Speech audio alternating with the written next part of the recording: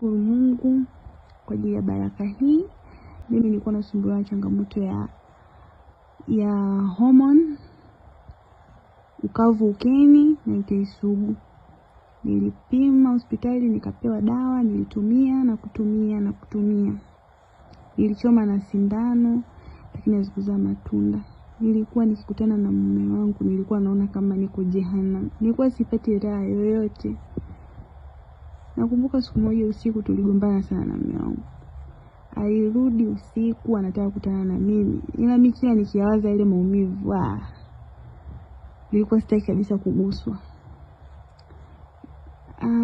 Nakumbuka baada ya usiku ule, asubuhi yake nilikuwa TikTok. Nikawa naangalia shuhuda za watu, napitia. Nikashawishika na mimi kuagiza dawa. Niliagiza asubuhi ile, nilipiga simu nikatuma hela na kesho yake nikawa nimeipokea dawa nikaanza kutumia. Baada ya siku 2 tulianza kuona mabadiliko kwa kweli. Nilianza kupata ute, nilianza kusikia hamu ya tendo. Kwa hiyo nawashauri tu ndugu zangu, tuendelee kunywa dawa. Pia tumwamini Mungu. Wakati wa Mungu ni sahihi. Tukinywa dawa zetu, tuamini pia Mungu anafanya kupitia hizi dawa tunazokunywa. Tusipoteze tumaini wala imani kwa Mwenyezi Mungu na dawa tunazozitumia. Ninaamini Mungu ana mpango mzuri na kila mwanamke.